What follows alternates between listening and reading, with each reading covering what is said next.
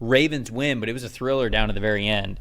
28-25 was his final score here, so the Ravens get their first win of the season. We'll start with the Ravens' top 5 graded players in this game. Center Tyler Linderbaum at the top of the list with a 91.4. Running back Derrick Henry, his best day as a member of the Baltimore Ravens with an 85.2. Tight end Isaiah Likely with a 77.5.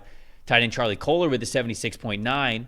Linebacker Trenton Simpson next on the list at a 76.6, and Lamar Jackson had an 81.6 overall grade. Flipping to the other side of the Dallas Cowboys, linebacker Eric Kendricks with a 75.4. Fullback Hunter Luepke coming in at number 2 on the list at a 70.4. Love a good fullback shout out here. Running back Rico Dowdle with a 69.5. Edge rusher Michael Parsons, 69.2. Tight end Jake Ferguson with a 68.6. And then Dak Prescott had a 65.8 grade. I got to think that, I don't want to say that was like falsely inflated, but Dak played better like in the fourth quarter. I felt like he was just not playing a very good game until that fourth quarter. But what's the stat that told the story here for this one that ended up being close at the end? Theme of the day, Trevor. If you don't have balance, you're not winning. And there's very few quarterbacks in this league who are good enough to carry you week in and week out through big games like that. 15 design carries for the Cowboys, 45 yards. For as much as their run defense is a huge story, it's been bad for a couple of years. It's getting worse. It's a huge problem. The Cowboys are incapable of running the ball themselves offensively. We're hitting a point. They're 25th in run blocking grade. They're 28th in rushing grade. They're 29th in rush yards per game.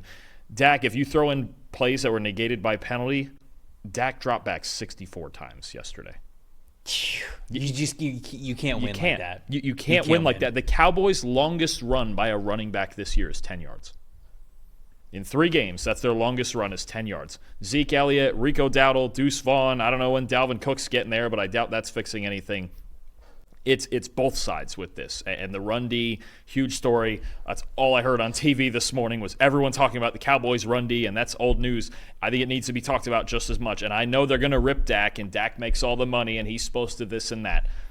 Dak cannot win with this team running the ball like this. You can't drop back 64 times. Nobody can drop back 64. I wouldn't want Patrick Mahomes to drop back 64 times. Well, no, not the way the defenses are playing defense now, especially with a lot of like 2-deep coverages and things like that. You don't want that. They have a younger offensive line. They have rookies starting at 2 spots. They've been struggling with Terrence Steele at right tackle. Zach Martin's not getting younger.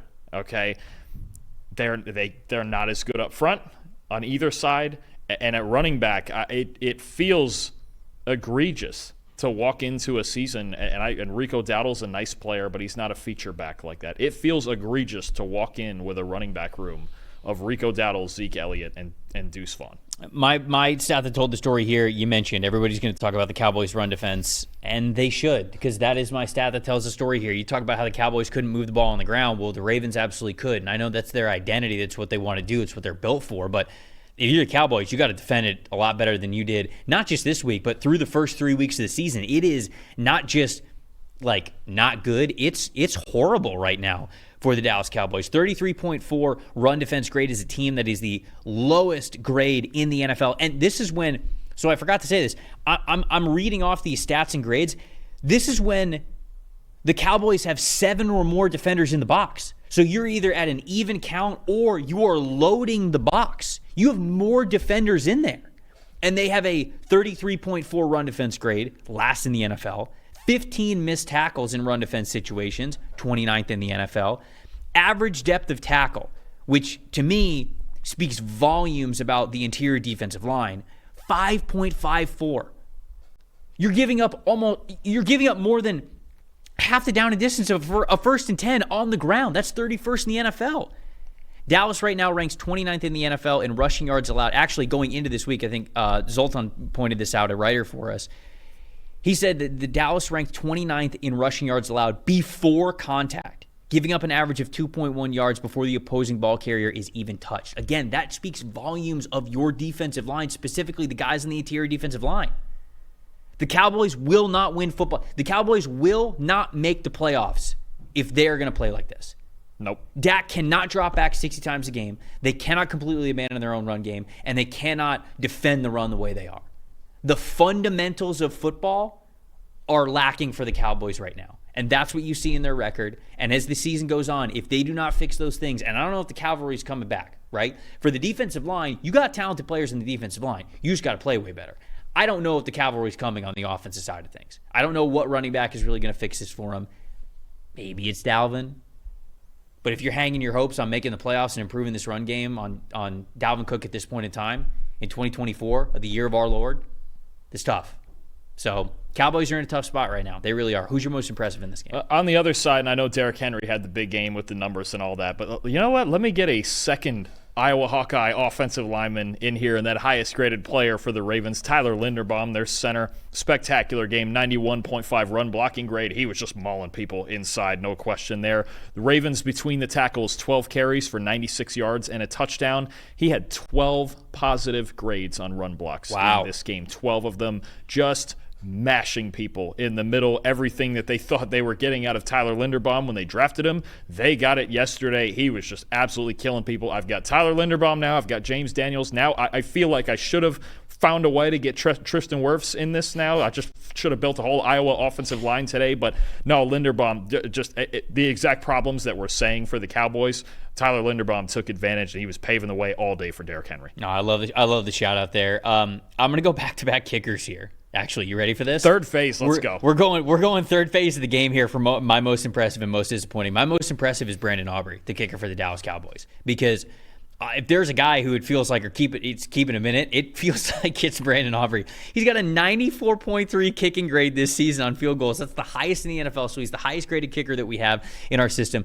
He's 5 for 5 on field goals beyond 50 yards. And he's 1 for 1 on field goals beyond 60 yards. He's the only kicker in the NFL so far through 3 weeks that has made a field goal beyond 60 yards. So he is proving to be an absolute weapon for them, because if you have a player who could convert as high of a percentage as he is from 50 plus, that changes math for you. Like, that changes how often you feel like you're in field goal position, what plays that you call. So Aubrey is, no question about it, an absolute weapon for this team, on a team that, we talked about, they're not playing well in the run game. They're sort of making up for it with how often they can get points on the board from further distances away. And I think that that's really important to them, because if they didn't have Aubrey, it would be even worse for this Cowboys offense. The most disappointing is Justin Tucker for the Baltimore Ravens. Tucker, in a career where he has been one of the best kickers in the NFL for basically over a decade now, 47.9 kicking grade. That's the second lowest in the league through 3 weeks this year. He's just 5 for 8 on field goals this season total.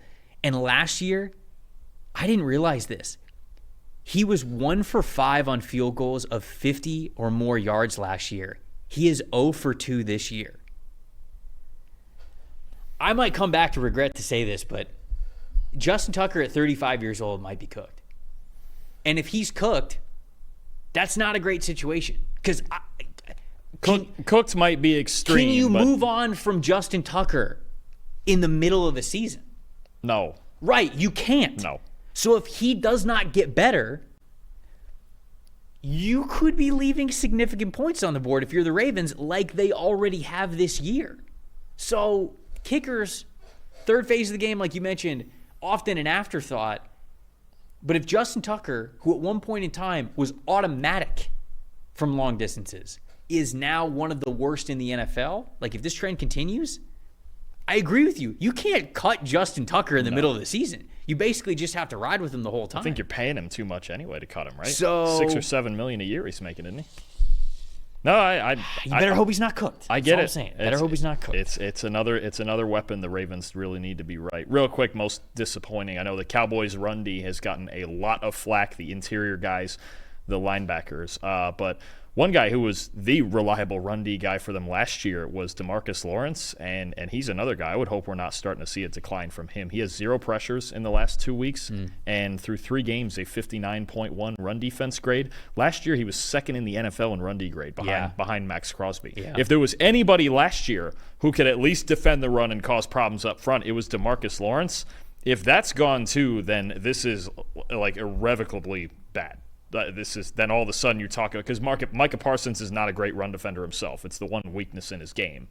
And obviously we know everything else on the inside is a mess. If DeMarcus Lawrence doesn't hit a gear something close to like he did last year, I don't know how Dallas fixes this front seven in the run game.